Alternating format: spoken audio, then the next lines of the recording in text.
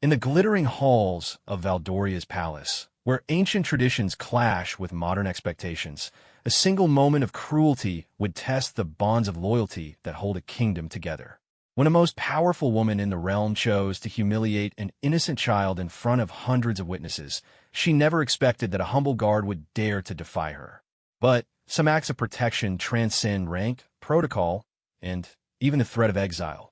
This is the story of Captain Marcus Blackwood, whose unwavering devotion to his duty would spark a chain of events that would forever change the royal family of Valdoria. What happens when doing what's right means risking everything you've sworn to protect? Sometimes the greatest battles aren't fought on distant battlefields, but in the very heart of the palace, where a single act of kindness can either save a kingdom or destroy it entirely. The morning sun cast long shadows across the marble floors of Valdoria Palace as Captain Marcus Blackwood adjusted his ceremonial sword for the third time. Today marked the annual Harvest Festival, a celebration that brought together nobility from across the kingdom. As head of Princess Isabella's personal guard detail, Marcus knew that this day would test every protocol he had learned in his 15 years of service.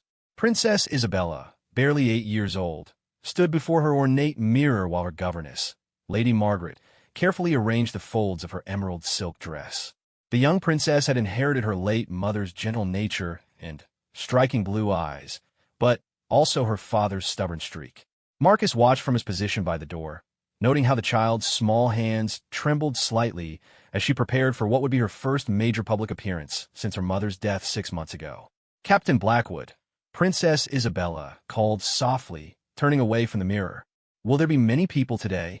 Marcus stepped forward, his polished boots clicking against the marble. "Yes, Your Highness. Representatives from all the great houses will be present, along with foreign dignitaries and members of the merchant guilds." The princess nodded solemnly, her young face showing wisdom beyond her years. Mother used to say that public events were like performances. You had to remember your lines and not forget to smile. Lady Margaret dabbed at her eyes with a handkerchief. "Your mother was right, dear one. Today, you represent not just yourself, but the memory of Queen Catherine and the future of our kingdom." Marcus felt a familiar tightness in his chest whenever Queen Catherine was mentioned. He had been her guard as well, and her death in that terrible carriage accident still haunted his dreams. He had sworn an oath to protect the royal family, and his failure to save the queen had left a wound in his soul that would never fully heal.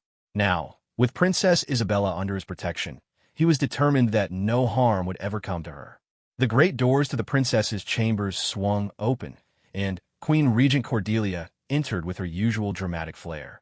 The second wife of King Edmund, Cordelia had assumed power when the king fell into his grief-induced illness following Catherine's death. Where Catherine had been warm and beloved, Cordelia was calculating and cold.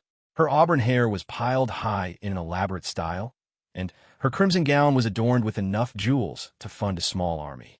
"Isabella," Cordelia said, her voice carrying the authority of her position, "the ceremony begins in 1 hour. I trust you understand the importance of today's event." Princess Isabella curtsied perfectly, just as she had been taught. "Yes, Your Majesty. I am ready to serve the kingdom." Cordelia's eyes swept over the child's appearance with the precision of a hawk searching for prey. "That dress," she said suddenly, her tone sharp. "It's far too elaborate for a child. It makes you look like you're playing dress-up rather than representing the crown." Lady Margaret stepped forward carefully. "Your Majesty, this was Queen Catherine's design. She had it made specifically for Isabella's first formal appearance." The temperature in the room seemed to drop several degrees. Cordelia's face hardened, and Marcus instinctively moved closer to the princess. He had seen that expression before, and it never led to anything good. "Queen Catherine is dead," Cordelia said with brutal clarity. Her influence over palace protocol died with her. "Isabella will wear something more appropriate." "But, Your Majesty," Lady Margaret protested gently, "all the arrangements have been made. The colors coordinate with the festival decorations, and the seamstresses spent weeks. Are you questioning my judgment?" Cordelia's voice cut through the air like a blade. "I'm the Queen Regent. My word is law in this palace." Princess Isabella looked confused and frightened. "I don't understand. What's wrong with my dress?" Marcus watched the exchange with growing unease. He had no authority to interfere in matters of royal protocol, but Every instinct he possessed as both a guard and a human being told him that something was terribly wrong. Cordelia's hostility toward anything connected to the late queen had grown more pronounced in recent months. But this felt different. This felt personal. "There's nothing wrong with your dress, sweetheart," Lady Margaret said soothingly, shooting a desperate glance at Marcus. "Perhaps we can make small adjustments." "No adjustments," Cordelia interrupted. "The dress is completely inappropriate. Isabella will wear the blue silk from last season. The simple one." Marcus stepped forward before he could stop himself. "Your Majesty, if I may observe, the princess looks quite appropriate for a formal state occasion. The dress is modest and befitting her rank." Cordelia turned her cold gaze on him, and Marcus felt like a rabbit caught in the stare of a serpent. "Captain Blackwood, your expertise lies in matters of security, not fashion. I suggest you remember your place." The rebuke stung, but Marcus held his ground. "Of course, Your Majesty. I merely meant that from a security perspective, any last-minute changes to the princess's appearance might confuse our personnel and compromise our protective measures." It was a weak argument, and they both knew it, but it was the only card Marcus could play without directly challenging the Queen Regent's authority. Cordelia studied him for a long moment, her eyes narrowing as if she were trying to read his thoughts. "Your concern for security is noted," she said finally. "However, I believe our guards are competent enough to adapt to minor wardrobe changes." Princess Isabella had been following the conversation with the intensity of a child trying to understand adult politics. "Please," she said quietly, her small voice barely audible. "I want to wear Mama's dress. It makes me feel close to her." The words hung in the air like a challenge. Marcus saw Cordelia's jaw tighten, and he realized that this had never been about the appropriateness of the dress. This was about erasing Catherine's influence, about asserting dominance over a child who represented everything Cordelia could never be. "Your mama is gone," Cordelia said, her voice softer but somehow more cruel. "The sooner you accept that, the better. Clinging to the past will only make you weak." Lady Margaret gasped audibly, and Marcus felt his hand instinctively move toward his sword hilt before he caught himself. Princess Isabella's eyes filled with tears, but she didn't cry. Instead, she stood straighter, and for a moment, Marcus saw the ghost of Queen Catherine in her daughter's bearing. "I will wear whatever dress you choose," the princess said with dignity that would have made her mother proud. "But I will always remember Mama, no matter what anyone says." The defiance in those words clearly surprised Cordelia. For a brief moment, her mask of royal composure slipped, and Marcus saw something ugly underneath. Something that made him understand, with crystal clarity, that Princess Isabella was in more danger than anyone realized. "Very well," Cordelia said, recovering her composure. "You may wear the green dress today, but in the future, you will consult with me before making any fashion decisions. Is that understood?" "Yes, Your Majesty," Princess Isabella replied, though Marcus could see the cost of her compliance in the way her small shoulders sagged. Cordelia swept from the room without another word, leaving behind an atmosphere of tension and unspoken threats. Lady Margaret immediately went to the princess, wrapping her arms around the child's trembling form. "You were very brave," Lady Margaret whispered. "Your mother would be so proud of how you handled that." Marcus remained at his post, but his mind was racing. He had served in the palace long enough to recognize the signs of a power struggle, and what he had just witnessed was more than a disagreement about clothing. Cordelia saw Princess Isabella as a threat to her authority, a living reminder of the queen who had been genuinely beloved by the people. And if Cordelia perceived the princess as a threat, then Isabella's life might be in more danger than anyone imagined. As they prepared to leave for the ceremony, Marcus made a silent vow. He had failed to protect Queen Catherine, but he would not fail her daughter. Whatever schemes Cordelia might be planning, whatever dangers lay ahead, he would stand between them and the innocent child who had already lost so much. The harvest festival awaited, with its pageantry and politics, its hidden agendas and public facades. But Marcus Blackwood had a mission that transcended ceremony and protocol. He would protect Princess Isabella, even if it cost him everything he had worked for, even if it meant defying the most powerful woman in the kingdom. Because some oaths once sworn could never be broken, and some innocence was worth any sacrifice to preserve. The great hall of Valdoria Palace had been transformed into a magnificent display of autumn splendor. Golden banners hung from the vaulted ceiling, interwoven with garlands of harvest wheat and burgundy roses. Long tables groaned under the weight of traditional festival foods, while musicians in the gallery played melodies that had celebrated the harvest for generations.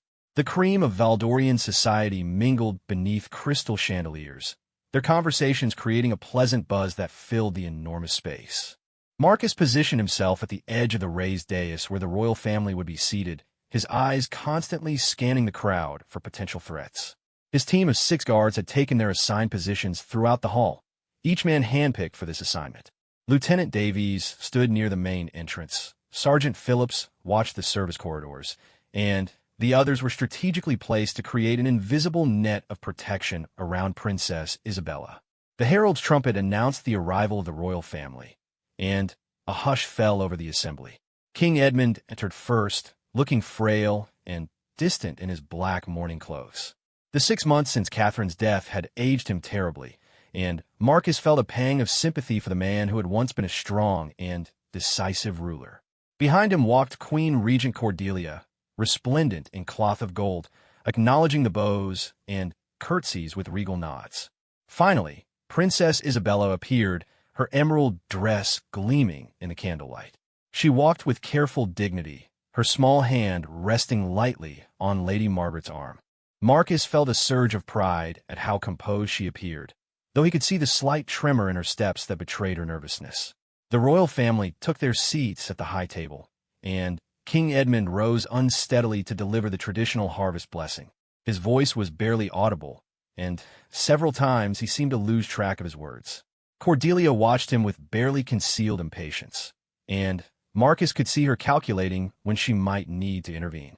"Let us give thanks for the bounty of our land," King Edmund concluded weakly, "and for the strength of our people in times of joy and sorrow." The crowd responded with the traditional "so may it be," but the enthusiasm seemed forced. Marcus knew that whispers about the king's fitness to rule were growing stronger every day, which only made Cordelia's position more precarious and dangerous. As the formal ceremonies gave way to social mingling, Marcus watched Princess Isabella navigate the complex world of court politics with remarkable grace. Noble families approached to pay their respects, and she greeted each with appropriate courtesy. Duke Aldrich of Thornfield bowed deeply and presented her with a small carved horse, which made her smile genuinely for the first time that day. "Your Highness honors us with her presence," Duke Aldrich said warmly. "The kingdom grows stronger knowing that Queen Catherine's wisdom lives on in her daughter." It was a harmless compliment, the kind exchanged countless times at such events. But Marcus saw Cordelia's face harden at the mention of Catherine's name. The Queen Regent's fingers tightened around her wine goblet, and her smile became razor-thin. Indeed, Cordelia interjected smoothly, "Though we must remember that Isabella's future lies in learning new lessons, not dwelling on the past." Duke Aldrich looked confused by the subtle rebuke, but he was too experienced a courtier to press the matter. He bowed again and withdrew, but not before Marcus caught the worried glance he shot toward Princess Isabella. Similar interactions played out throughout the evening. Nobles would compliment the princess, often mentioning her resemblance to her beloved mother, and Cordelia would find ways to redirect the conversation or subtly undermine the child's confidence. Marcus began to see a pattern emerging, a systematic campaign to isolate Isabella from the love and support that should have been her birthright. The situation reached a crescendo when Lady Beatrice of Westmere, an elderly duchess who had been Catherine's mentor, approached the high table. Lady Beatrice was known for her sharp tongue and her unwillingness to bend to political pressure. She had been conspicuously absent from court since Catherine's death, and her return for the Harvest Festival had sparked considerable interest. "Your Majesty," Lady Beatrice said, curtsying to Cordelia with minimal enthusiasm before turning to Princess Isabella with genuine warmth. "My dear child, how you have grown. You look absolutely radiant in that dress.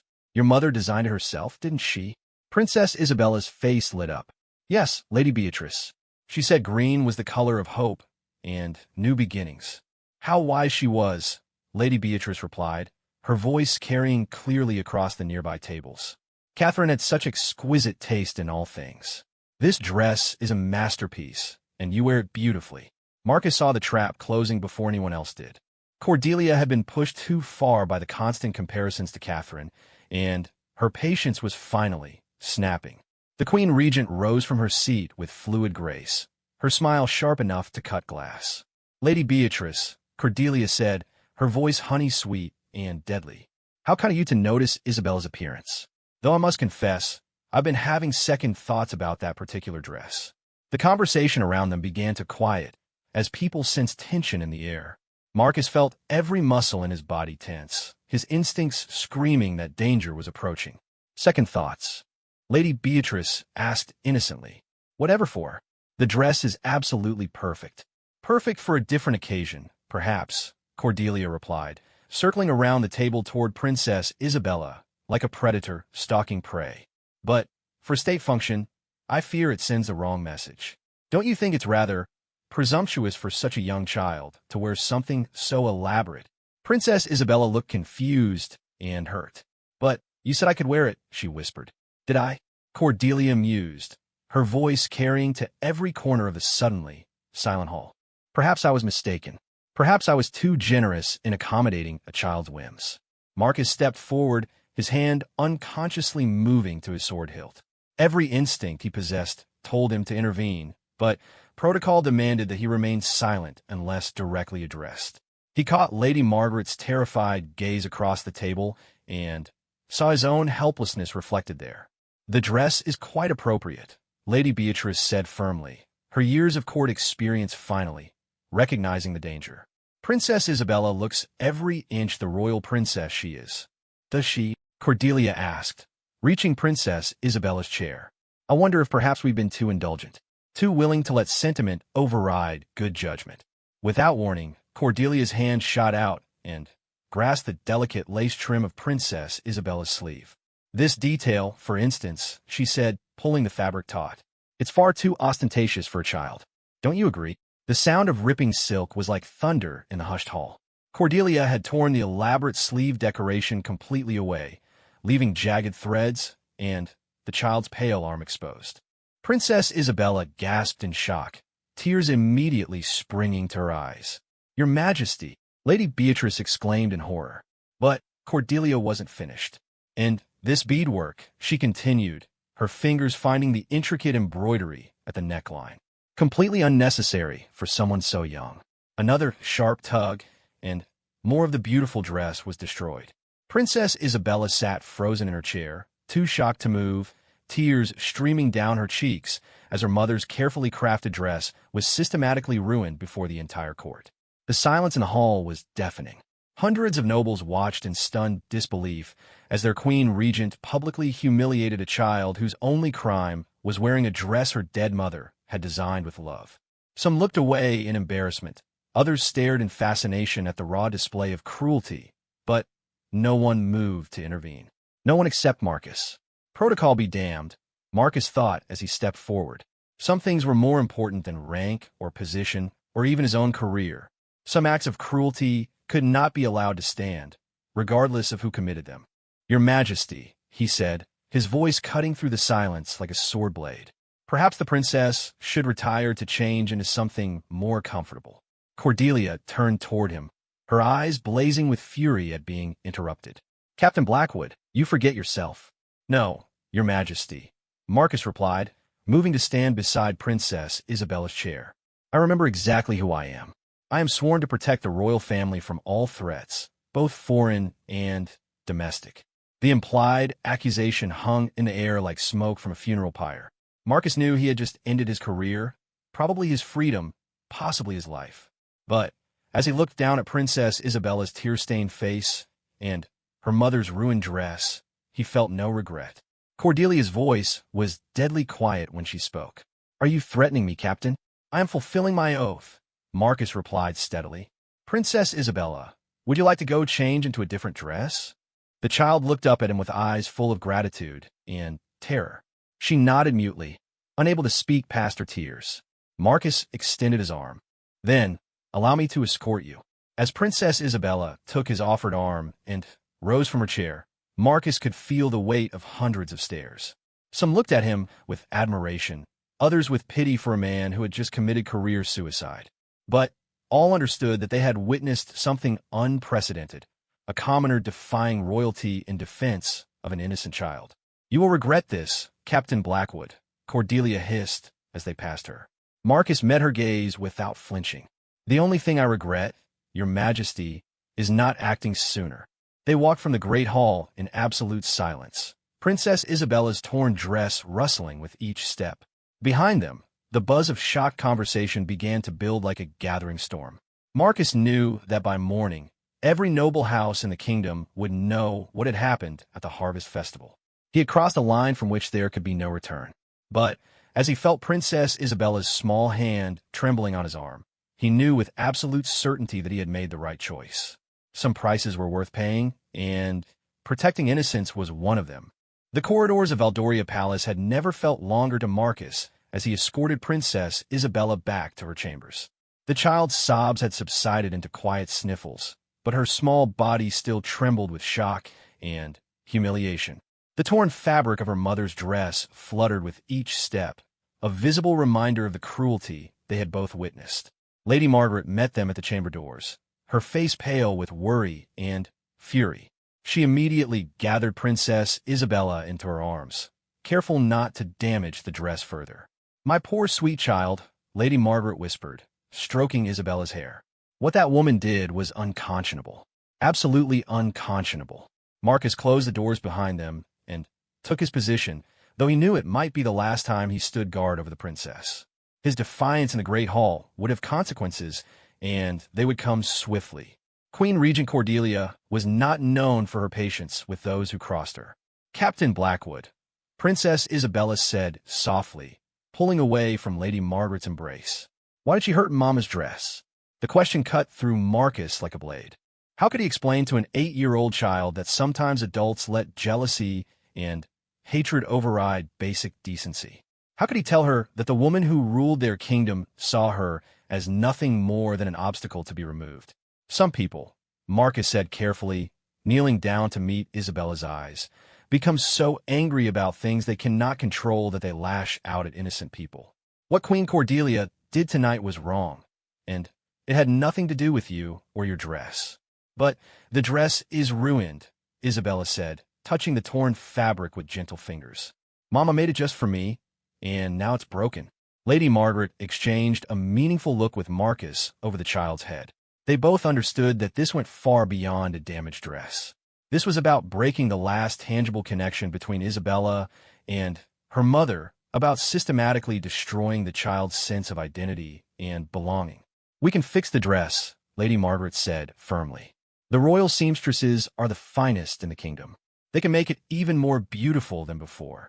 But Marcus knew that some things, once broken, could never be truly repaired. The trust and innocence in Princess Isabella's eyes had been damaged tonight, and no amount of skillful needlework could restore that. A sharp knock at the door interrupted his thoughts. Marcus opened it to find Lieutenant Davies, his face grim with urgency. "Captain," Davies said quietly, "Commander Thorne requests your immediate presence in the guardhouse. Orders from the Queen Regent." Marcus had been expecting this summons, but the speed of it still surprised him. Cordelia was wasting no time in asserting her authority and punishing his insubordination. "Very well," Marcus replied. "Lieutenant, you will take command of the princess's security detail until further notice." Davies nodded, though his expression showed that he understood the implications. Marcus was being removed from his position, possibly permanently. "Captain," Princess Isabella called as Marcus prepared to leave. "Will you come back?"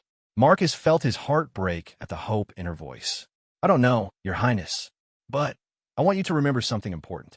You are your mother's daughter, and nothing anyone does or says can change that. You have her strength, her kindness, and her wisdom. Never let anyone make you forget who you are." The princess nodded solemnly, and Marcus saw a flicker of steel that had made Queen Catherine such a formidable woman. Perhaps Isabella would survive this ordeal after all. The guardhouse was unusually quiet when Marcus arrived. Commander Thorne, a grizzled veteran who had served the royal family for 30 years, sat behind his desk with the expression of a man facing an unpleasant duty. Two of Cordelia's personal guards flanked the doorway, their hands resting casually on their sword hilts. "Captain Blackwood," Thorne said without preamble. "You are hereby relieved of your duties as head of Princess Isabella's security detail, effective immediately." Marcus remained at attention. "I understand, Commander." "Do you?" Thorne asked, his voice heavy with sadness. "Do you understand what you've done? What you've thrown away?" "I understand that I protected a child from cruelty," Marcus replied steadily. "I understand that I upheld my oath to defend the royal family from all threats."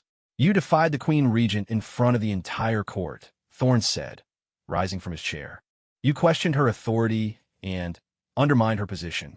That's treason, Marcus, not heroism." "If protecting Princess Isabella from public humiliation is treason," Marcus said, "then I am guilty as charged." Thorne walked around the desk to face Marcus directly. "You fool, don't you see what you've done? Cordelia could have you executed for what happened tonight. The only reason you're not in chains right now is because there were too many witnesses. She can't risk making a martyr of you." Marcus felt a chill of realization. "Then what will she do?" "Exile," Thorne said quietly. "You are banished from the kingdom, effective at dawn. You have 6 hours to collect your belongings and say your farewells." The sentence hit Marcus like a physical blow. Exile meant not just losing his position, but losing everything he had ever known. His family, his friends, his entire life was bound up in service to the crown. Without it, he was nothing. "And Princess Isabella?" Marcus asked. "Will receive new protection," Thorne replied, though his tone suggested he had little confidence in the arrangements. "Captain Harwick will assume command of her security detail." Marcus knew Harwick by reputation. He was competent enough as a soldier, but he was also completely loyal to Queen Cordelia. If the Queen Regent decided that Princess Isabella posed a threat, Harwick would not stand in her way. "She's not safe," Marcus said urgently. "Tonight wasn't about a dress. Cordelia sees Isabella as a threat to her power. She'll find other ways to—" "Enough," Thorne cut him off. "You are no longer responsible for the princess's welfare. Your only concern now is leaving this kingdom before Cordelia changes her mind about letting you live." As Marcus was escorted from the guardhouse by Cordelia's men, his mind raced with possibilities. Exile was meant to be permanent, a severing of all ties to Valdoria and its people. But some ties, Marcus realized, could not be severed by royal decree. He spent the remaining hours before dawn gathering his few personal possessions and making discreet inquiries among his fellow guards. What he learned confirmed his worst fears. Princess Isabella was indeed in danger, not just from Cordelia's psychological cruelty, but from more tangible threats. There were rumors of a plot to remove her from the line of succession permanently, whispers of an accident that would conveniently eliminate the living reminder of Catherine's legacy. As the first light of dawn touched the palace towers, Marcus made his way to the postern gate where his exile would begin. A small group of his fellow guards had gathered to see him off, their faces somber with the knowledge that they might never see him again. "This isn't over," Lieutenant Davies said quietly, clasping Marcus's hand in farewell. "There are still those of us who remember our true oath." Marcus nodded, understanding the coded message. He was not the only one who had concerns about Princess Isabella's safety. If the worst happened, if Cordelia moved against the child, there would be others willing to act. But as Marcus walked through the gate and heard it close behind him with a sound like a funeral bell, he knew that hoping for others to act was not enough. Princess Isabella needed a protector, someone willing to sacrifice everything for her safety. And despite his exile, despite the death sentence that awaited him if he ever returned to Valdoria, Marcus knew that he could not abandon the child who had become the center of his purpose. The road stretched before him, leading away from everything he had ever known. But Marcus Blackwood was not walking toward an ending. He was walking toward a new beginning, one that would test his courage, his resourcefulness, and his determination to protect the innocent against all odds. Behind him, Princess Isabella faced the dawn alone, unaware that her greatest protector had not truly abandoned her. Some oaths, Marcus had learned, transcended law, politics, and even exile. And some guardians, once sworn to protect, would find ways to honor that promise regardless of the price they had to pay. The game of power that surrounded the throne of Valdoria was far from over. But Queen Regent Cordelia had made a crucial mistake in allowing Marcus to leave alive. She had created an enemy who had nothing left to lose, and nothing left to fear except failing in his duty to protect the innocent child who carried her mother's memory in her heart. 3 months had passed since Marcus's exile, 3 months of living in the shadows of the border villages, surviving on odd jobs, and the kindness of strangers who didn't know his true identity. He had grown a beard and adopted the rough clothes of a common laborer, but his bearing still marked him as someone who had once held authority. In the taverns and market squares, he listened carefully to news from the capital, piecing together fragments of information about life in the palace. What he learned filled him with growing dread. Princess Isabella had been seen less, and less in public, her appearances limited to mandatory state functions where she looked increasingly pale and withdrawn. Captain Harwick had implemented new security measures that seemed designed more to isolate the princess than protect her. Lady Margaret had been dismissed from her position as governess, replaced by a stern woman chosen by Queen Cordelia. Most disturbing of all, there were whispers of plans to send Princess Isabella away to a remote convent for her education, effectively removing her from public view entirely. Marcus knew he had to act, but returning to the capital meant certain death if he were discovered. He needed allies, resources, and, most importantly, a way to get close to Princess Isabella without triggering the security measures that now surrounded her. His opportunity came from an unexpected source. Father Benedict, the elderly priest who served the village where Marcus had taken refuge, approached him one evening with a proposition. "I know who you are, Marcus Blackwood," the old priest said without preamble. Word travels quickly in small villages, especially when it concerns a man who defied the Queen Regent herself. Marcus tensed, ready to flee, but Father Benedict raised a calming hand. "Peace, my son. I come not as your enemy, but as someone who shares your concerns. The church has its own networks of information, and what we hear from the capital troubles us greatly." The priest went on to explain that the church maintains several orphanages and schools throughout the kingdom, including one in the capital that sometimes received visits from noble families for charitable purposes. Through careful planning and the right connections, it might be possible to arrange for Princess Isabella to visit the orphanage, ostensibly as part of her education and royal duty. The Queen Regent has been eager to show that Princess Isabella is receiving proper moral instruction, Father Benedict explained. A visit to the church's charitable works would serve her political purposes while giving you the opportunity you need. It was a dangerous plan, fraught with risks for everyone involved. But it was also the best chance Marcus would have to see Princess Isabella and assess her situation firsthand. 2 weeks later, Marcus stood in the courtyard of St. Agatha's orphanage, dressed in the simple robes of a lay brother and carrying forged papers identifying him as Brother Martin, a recent transfer from a monastery in the northern provinces. The Mother Superior, Sister Catherine, had been carefully informed of his true identity and the purpose of his visit. She was a woman of iron will and deep compassion who had known and loved Queen Catherine in her youth. "The child comes this afternoon," Sister Catherine informed Marcus as they walked through the orphanage's modest chapel. "She will be accompanied by Captain Harwick and 2 guards, plus her new governess, Miss Grimsby. The official purpose is to observe our educational methods and perhaps select suitable texts for her own studies." Marcus nodded, his stomach tight with anticipation and anxiety. After 3 months of exile, he would finally see Princess Isabella again. The question was whether she would remember him, and whether he would be able to assess her true situation without arousing suspicion. The sound of horses in the courtyard announced the royal party's arrival. Marcus positioned himself among a group of lay brothers who were tending the orphanage's small garden, keeping his head down while watching the entrance from the corner of his eye. Princess Isabella stepped from the carriage, and Marcus felt his heart break at what he saw. The vibrant, spirited child he had known had been replaced by a pale, withdrawn girl who moved with the careful precision of someone who had learned to avoid making mistakes. She wore a simple gray dress that made her look more like one of the orphans than a royal princess, and her golden hair had been pulled back in a severe style that emphasized the hollow quality of her cheeks. Captain Harwick swept his gaze over the courtyard with professional thoroughness, his eyes passing over the gardening brothers without interest. Marcus kept his head down and continued weeding, grateful for the hood that shadowed his face. Miss Grimsby, the new governess, was exactly what Marcus had expected, a thin, sharp-faced woman whose every gesture suggested disapproval and rigid propriety. She kept a firm grip on Princess Isabella's arm, guiding her movements with the precision of a drill instructor. "Your Highness," Sister Catherine said, approaching with appropriate dignity. "We are honored by your visit. I hope you will find our humble institution worthy of your attention."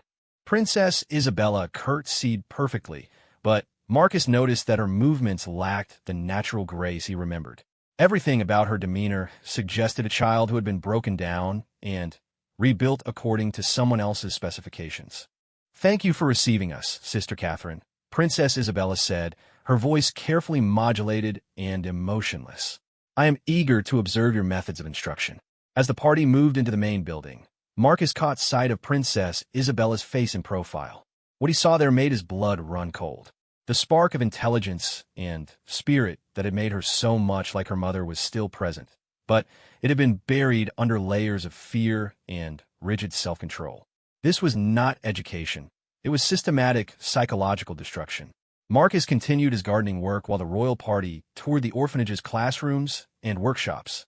Through the windows, he could see Princess Isabella observing the lessons with apparent interest, but her governess never left her side, occasionally leaning in to whisper corrections or instructions in her ear.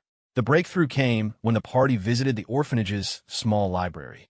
One of the younger children, a girl of about 6, approached Princess Isabella with the fearless curiosity that adults had long since learned to suppress. "Are you really a princess?" the little girl asked, tugging on Isabella's gray dress. Miss Grimsby moved to intervene, but Sister Catherine smoothly stepped between them. "Now, Mary," the nun said gently, "we must show proper respect to our distinguished visitor." "It's quite all right," Princess Isabella said, and, for a moment, Marcus heard an echo of her old warmth. She knelt down to the little girl's level, bringing their faces close together. "Yes, I am a princess. What's your name?" "Mary," the child replied, then leaned closer to whisper conspiratorially, "Do you have a crown?" Despite the watchful presence of her governess and guards, Princess Isabella smiled, the first genuine expression Marcus had seen from her all day. "I do have a crown," she whispered back, "but it's too heavy to wear every day, and it gets tangled in my hair, something terrible." The little girl giggled, and Princess Isabella's smile widened. For a brief moment, she looked like the child she should have been, rather than the carefully controlled puppet she had become. But Miss Grimsby had seen enough. "Your Highness," she said sharply, "we should not encourage the children to take liberties. They must learn proper respect for their betters." The transformation was instantaneous. Princess Isabella's smile vanished, her shoulders straightened into rigid posture, and her face became a mask of polite indifference. "Of course," she said quietly, rising and stepping away from Mary. "I apologize for my informality." Marcus felt rage building his chest as he watched the light die in Princess Isabella's eyes. This was not education or proper deportment. This was the systematic crushing of a child's spirit. Queen Cordelia was not content with controlling Isabella's actions. She wanted to control her very soul. As the royal party prepared to leave, Marcus knew he had to take action. The information he had gathered was too important to wait. Princess Isabella was not just isolated. She was being psychologically tortured, molded into a compliant tool that would never challenge Cordelia's authority. He waited until the carriages had departed, then approached Sister Catherine in the chapel. "She's in immediate danger," he said without preamble. "What they're doing to her isn't education. It's systematic abuse designed to break her spirit." Sister Catherine nodded gravely. "I reached the same conclusion. That child is being destroyed from within, and if we don't act soon, there will be nothing left of Catherine's daughter to save." "What can we do?" Marcus asked. "I can't get close to her in the palace, and any attempt to communicate with her directly would be discovered." "Perhaps," Sister Catherine said thoughtfully, "we don't need to get close to her. Perhaps we need to bring her to us." The nun went on to explain her idea. The church had the authority to request royal participation in certain ceremonies, particularly those related to charitable works or religious education. With careful planning and the right political pressure, they might be able to arrange for Princess Isabella to spend an extended period at the orphanage, ostensibly for spiritual instruction, but actually for her protection and rehabilitation. It would be dangerous, Sister Catherine warned. If Queen Cordelia suspects our true purpose, she will not hesitate to move against the church itself, and you will be taking an enormous risk by remaining here. Marcus thought of the hollow look in Princess Isabella's eyes, the way her natural warmth had been replaced by fearful compliance. He thought of Queen Catherine, dying in his arms after the carriage accident, making him promise to protect her daughter. Some promises, he realized, were worth any risk. Then, we'd better make sure we don't get caught, Marcus said, because I'm not leaving that child to be destroyed by Cordelia's ambition. As night fell over St. Agatha's orphanage, Marcus and Sister Catherine began planning what would become known in later years as the most audacious rescue in the kingdom's history. They were about to steal a princess from under the nose of the most powerful woman in Valdoria, and their only weapons were faith, determination, and the unshakable belief that some things were worth fighting for, regardless of the odds against them. The plan that Marcus and Sister Catherine devised was both elegant and audacious in its simplicity. The church would formally request that Princess Isabella undertake a spiritual retreat at St. Agatha's orphanage, a tradition that had been common among royal women in previous generations but had fallen out of practice. Queen Cordelia, eager to present herself as a pious ruler and to demonstrate Isabella's proper religious education, would find it difficult to refuse such a request without appearing impious herself. Father Benedict used his connections within the church hierarchy to ensure that the request came from the highest levels of ecclesiastical authority. Bishop Aldwin himself, the kingdom's most senior church official, would personally petition Queen Cordelia for Princess Isabella's participation in a special program designed to instill proper Christian virtues in young nobles. The request arrived at the palace during the evening meal, delivered by Bishop Aldwin's personal secretary with all the ceremony befitting such an important communication. Marcus, hidden among the servants who helped prepare the evening meal, watched from the shadows as the letter was presented to Queen Cordelia. He had spent weeks infiltrating the palace's service corridors, using contacts among the kitchen staff and groundskeepers who remembered his kindness during his years as a guard. Moving through the palace was dangerous, but it was the only way to monitor the situation and ensure their plan proceeded smoothly. Queen Cordelia read the letter with her usual composure, but Marcus could see the calculation in her eyes as she considered the political implications. Refusing the church's request would be seen as disrespectful to religious authority, but accepting it meant allowing Princess Isabella out of her direct control for an extended period. A spiritual retreat, Cordelia mused aloud, addressing Miss Grimsby, who stood at attention beside the royal table. How traditional, and how perfectly timed to enhance Isabella's reputation for piety. Princess Isabella looked up from her largely untouched meal, hope flickering briefly in her eyes before she remembered to suppress any display of emotion. "Will I be permitted to go?" she asked quietly. "Of course, my dear," Cordelia replied with false warmth. "Such an opportunity for spiritual growth should not be missed. You will depart for St. Agatha's tomorrow morning." The speed of the decision surprised everyone, including Marcus. He had expected Cordelia to deliberate for days, perhaps to impose additional conditions or restrictions. Instead, she seemed almost eager to send Isabella away. Marcus felt a chill of premonition. Something was wrong. His suspicions were confirmed later that evening when he observed a private meeting between Queen Cordelia and Captain Harwick in her personal chambers. Hidden in the servants' passage behind the wall, Marcus listened through a carefully concealed opening as they discussed their real plans for Princess Isabella's retreat. "The church's request is a gift from Providence," Cordelia was saying. "Isabella's disappearance will be that much easier to arrange when she's away from the palace and its familiar routines." "Disappearance?" Harwick asked, his voice carefully neutral. "An unfortunate accident," Cordelia clarified. "Perhaps a fall from the orphanage's bell tower while she was praying for her dear departed mother. Or a tragic encounter with bandits on the road. These things happen to young girls who venture too far from proper protection." Marcus felt his blood turn to ice. Cordelia wasn't just planning to psychologically break Princess Isabella. She was planning to murder her. The spiritual retreat that was meant to save the princess would instead become the perfect cover for her assassination.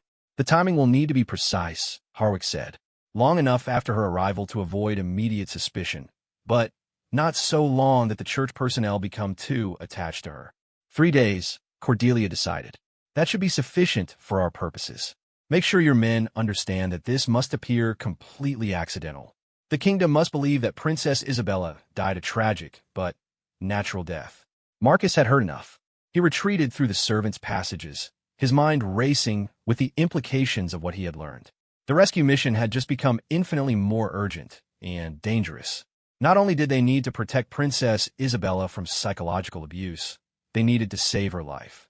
He made his way to a prearranged meeting point in the palace gardens, where Lieutenant Davies waited in the shadow of an ancient oak tree. Davies had been feeding information to Marcus since his exile, part of a small network of guards who remained loyal to Queen Catherine's memory and suspicious of Cordelia's motives. "It's worse than we thought," Marcus said without preamble, quickly explaining what he had overheard. Davies's face went pale in the moonlight. "Murder," he whispered. "She means to murder a child. We have to act tonight," Marcus said urgently. "Once Isabella leaves the palace tomorrow, she'll be vulnerable. Harwick will have too many opportunities to arrange an accident." "What do you propose?" Davies asked, though his expression suggested he already knew the answer. "We take her now, tonight, before the official departure. Make it look like she went to the orphanage as planned, but ensure she's actually somewhere safe." It was an insane plan with 1,000 ways it could go wrong, but it was their only chance. Davies would use his authority to adjust the guard rotations, creating a window of opportunity for Marcus to reach Princess Isabella's chambers. Meanwhile, Sister Catherine would prepare a hiding place at the orphanage where Isabella could remain concealed until they could arrange for her permanent safety. The execution of the plan required split-second timing and nerves of steel. At midnight, when the palace was quietest, Marcus made his way through the familiar corridors toward Princess Isabella's chambers. Davies had ensured that the guards would be distracted by a fabricated security concern in the lower levels, leaving the princess's wing temporarily unprotected. Marcus slipped into Isabella's room like a ghost, moving silently toward the bed where she lay sleeping. In the moonlight, she looked even younger than her 8 years, her face peaceful in a way it never was during her waking hours. "Princess," he whispered, gently touching her shoulder. Isabella's eyes flew open, and Marcus quickly placed a finger to his lips to signal silence. Recognition dawned in her eyes, followed by a mixture of joy and terror. "Captain Blackwood?" she breathed, barely audible. "We have to go," Marcus whispered urgently. "You're in danger, and we need to get you somewhere safe." Without hesitation, Princess Isabella threw back her covers and reached for the simple dress that lay across a nearby chair. Marcus was struck by her immediate trust, her willingness to follow him without question. Even after months of psychological conditioning, some part of her still remembered the man who had protected her from Cordelia's cruelty. They moved through the palace corridors like shadows, Marcus's knowledge of every hidden passage and servants' route serving them well. Isabella followed silently, her small hand gripping his with complete trust. Several times they had to freeze in darkened alcoves as patrol guards passed by, but Davies had done his work well, and their path remained clear. The most dangerous moment came at the postern gate, where a single guard remained on duty. Marcus had hoped to find a way past without confrontation, but the guard's position made it impossible to proceed without being seen. "Stay here," Marcus whispered to Isabella, positioning her behind a stone pillar.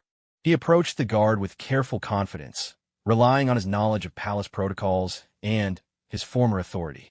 "Marcus Blackwood," he said quietly, stepping into the light. "I need passage for a special assignment." The guard, a young man named Thomas whom Marcus had trained personally, nearly dropped his spear in shock. "Captain? But you're supposed to be..." Exiled Marcus finished. "Yes, but some duties transcend official orders. I need you to trust me, Thomas. A life depends on it." Thomas looked confused and frightened, torn between his orders and his respect for his former captain. Marcus could see the internal struggle playing out across the young guard's face. "Please," Marcus said simply, "remember your oath to protect the royal family. All of the royal family." Understanding dawned in Thomas's eyes. He had heard the rumors about Princess Isabella's treatment, had seen the changes in her demeanor. After a long moment, he stepped aside and unlocked the gate. "I never saw you," Thomas said quietly. "Thank you," Marcus replied, meaning it with all his heart. Princess Isabella emerged from her hiding place, and together they stepped through the gate into the darkness beyond. Behind them, Valdoria Palace slept on, unaware that its greatest secret had just walked out into the night. The journey to St. Agatha's orphanage took 2 hours on foot, following paths that Marcus knew would avoid the main roads and regular patrols. Princess Isabella never complained, never asked to rest, never questioned their purpose. She simply walked beside him with the quiet determination of a child who had learned that survival sometimes required absolute trust in the adults who cared for her. When they finally reached the orphanage, Sister Catherine was waiting for them in the chapel, along with Father Benedict and two other trusted members of their small conspiracy. "Thank God you're safe," Sister Catherine said, immediately wrapping Princess Isabella in a warm embrace. "We were so worried about you, child." For the first time in months, Princess Isabella allowed herself to cry. Not the careful, controlled tears she had learned to shed in public, but the deep, wrenching sobs of a child who had been carrying too much pain for too long. As dawn approached, Marcus knew that their real work was just beginning. Queen Cordelia would soon discover that her plans had been thwarted, and her rage would be terrible to behold. But Princess Isabella was safe, surrounded by people who would protect her not for political gain, but out of love and genuine concern for her welfare. The Game of Thrones would continue, with all its violence and intrigue, but one innocent life had been saved from his machinations.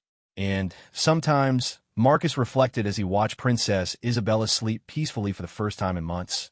Saving one life was worth any risk, any sacrifice, any price that had to be paid. The future remained uncertain, full of dangers yet to be faced and battles yet to be fought.